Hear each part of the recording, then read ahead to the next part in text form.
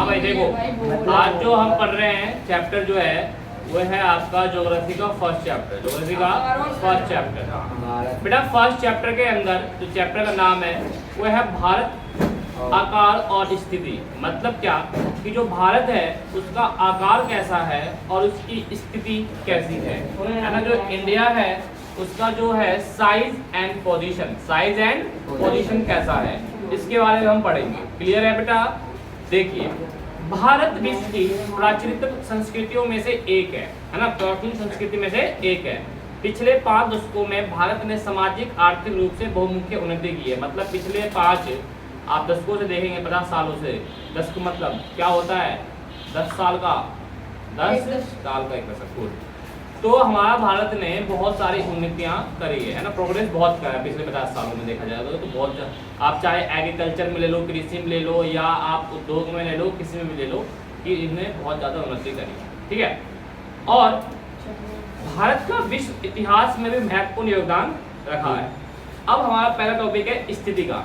देखिए बेटा, क्या है स्थिति? भारत की जो स्थिति है वो कैसा है अपने संसार वर्ल्ड में। भारत एक विशाल देश है। भारत क्या बेटा? एक विशाल देश है। यह उत्तरी गोलार्ध में स्थित है। कौन से गोलार्ध में स्थित है बेटा?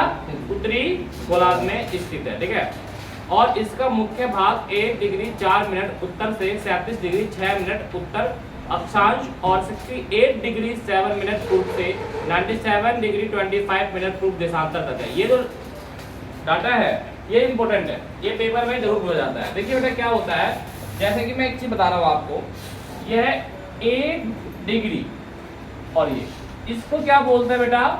इसको बोलते हैं हम मिनट। क्या बोलते हैं इसे बेटा? मिनट बोलते हैं। क्लियर है ये चीज? और इसे क्या बोलते हैं बेटा? डिग्री। क्या बोलते हैं इसे? डिग्री। तो हाँ, ये डाटा बहुत, हाँ ये डाटा बहुत देर में बोला जाता है। ठीक है, याद रखिएगा। ठीक है ये सर।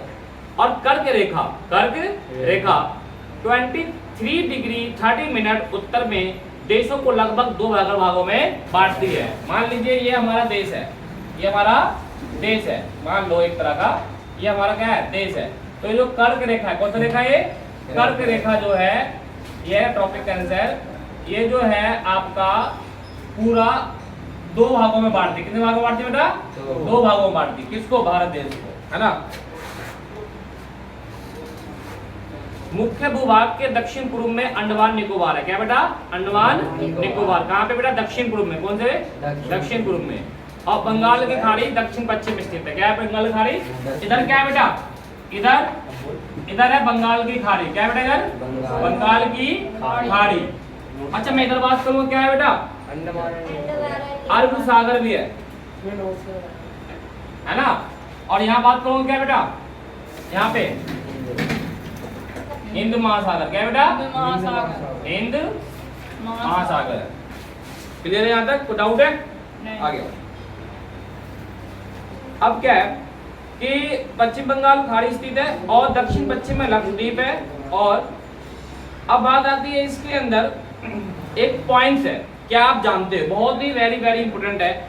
भारतीय संघ राज्य का सबसे दक्षिणी बिंदु, भारतीय संघ राज्य का सबसे दक्षिणी बिंदु, आपसे पूछा जाएगा दक्षिणी बिंदु कौन सा बिंदु बेटा? दक्षिणी बिंदु, दक्षिण साइड ये है। ठीक है, इसमें जो है सबसे जो इंदिरा बिंदु कहा जाता है। क्या कहा जाता है? इंदिरा बिंदु, सबसे निचली पॉइंट, सबसे निचली पॉइंट है। क्या है? सबसे निचली पॉइंट है, जिसका नाम क्या है? इंदिरा बिंदु। सन 2004 में सुनामी लहरों के कारण समुद्र में जलमग्न हो गया। मतलब 2004 में क्या आया था? सुनामी आई थी। 2004 में क्या आई थी बेटा? सुनामी। तो ये भी किसमें, जो इंदिरा बिंदु था, ये महासागर में ही जो है समुद्र के अंदर ही ये विलय हो गया। क्या हो गया? समुद्र के अंदर। बस पता ही नहीं चला कि इंदिरा बिंदु है या नहीं है, क्योंकि सुनामी आई और जो ये इंदिरा बिंदु था इस समुद्र में क्या हो गया? बह गया। मतलब इतना पानी आया कि समुद्र के अंदर ही समा गया। हाँ बिल्कुल, द्वीप कह सकते हो। अब देखिए आकार की बात करें, भारत के भूभाग का कुल क्षेत्रफल, कुल इंपोर्टेंट है, कुल क्षेत्रफल 32.8 लाख किलोमीटर है। भारत के भूभाग का कुल क्षेत्रफल कितना बेटा? 32.8 लाख वर्ग किलोमीटर। ध्यान रखिएगा चीज को, ठीक बेटा। भारत का क्षेत्रफल विश्व के कुल, देखो ये जो बोल रहा हूँ इंपोर्टेंट है, भारत का क्षेत्रफल विश्व के कुल भौगोलिक क्षेत्रफल का 2.5%, 2.4% है। अब बोला जाएगा कि जो भारत का जो क्षेत्रफल है वो पूरे विश्व का कितना परसेंट है, 2.4%।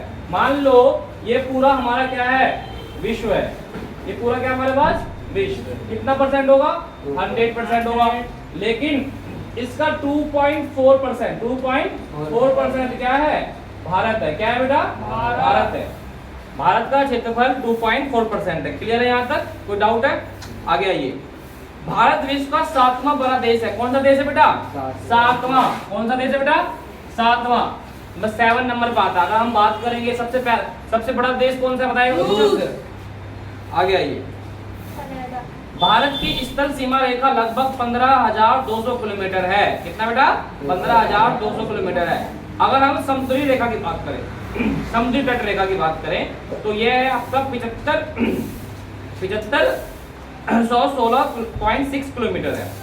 ठीक है। भारत के उत्तर पश्चिम उत्तर पूर्वी सीमा का नवीनतम वर्णित पर्वत है। देखो भारत में क्या होता है, जो उत्तर पश्चिम का है ना नवीनतम पर्वत, पर्वत का मतलब क्या होता है, माउंटेन। और नवीन का मतलब कि ऐसा माउंटेन जिनकी अभी भी हाइट ऊपर की ओर बढ़ रही है, इसका हाइट अभी भी फिक्स नहीं है। क्लियर है, कोई डाउट तो नहीं है यहाँ पे। आगे देखें। अब आपको एक चीज मैं बताने जा रहा हूँ, एक इंपॉर्टेंट पॉइंट, बहुत ही इंपॉर्टेंट। गुजरात से अरुणाचल प्रदेश, गुजरात से अरुणाचल प्रदेश के स्थानीय समय में 2 घंटे का अंतर होता है। कितने घंटे का अंतर होता है, 2 घंटे। अच्छा, गुजरात किधर है, इधर। अरुणाचल प्रदेश क्या है, ये है अरुणाचल प्रदेश और ये आपका गुजरात है। इन दोनों में कितना घंटे का समय होता है, 2 घंटे का।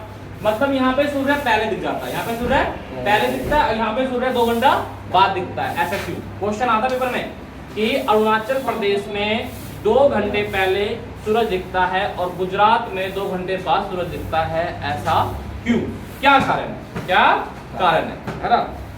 तो आइए, तो 2 घंटे जो अंतर होता है, ये 82 डिग्री 30 मिनट पूर्व देशांतर रेखा को भारत की मानक मध्यंतर माना गया है। अब आपसे पूछा जाएगा भारत का मानक मध्यंतर किसको कहा गया है, तो 82 डिग्री 30 मिनट, जो कि उत्तर प्रदेश में मिर्जापुर से गुजरती है। उत्तर प्रदेश में स्टैंडर्ड टाइम, ये कहाँ पे भारत का, मिर्जापुर। मिर्जापुर कहाँ पर है बेटा, उत्तर प्रदेश में, है ना, कोई डाउट तो नहीं है। अक्षांश का प्रभाव दक्षिण से उत्तर की ओर दिन और रात का अवधि पर पड़ता है। ठीक है। अब देखो क्या बात होती है कि आपसे पूछा जाएगा, क्वेश्चन ये आएगा कि अरुणाचल प्रदेश और गुजरात में 2 घंटे का अंतर क्यों है, सूर्य को लेकर, सूरज को लेकर। क्लियर है ना, ये पक्का आएगा। ठीक है। अब हम नेक्स्ट टॉपिक है भारत तथा विश्व, भारत तथा विश्व, है ना, उस पर हम पढ़ेंगे। इससे पहले जो मैंने पढ़ाया है उसको जरा एक बार आप रीड आउट करो। ठीक है, फिर हम टॉपिक लेंगे भारत तथा विश्व के ऊपर। क्लियर है ना।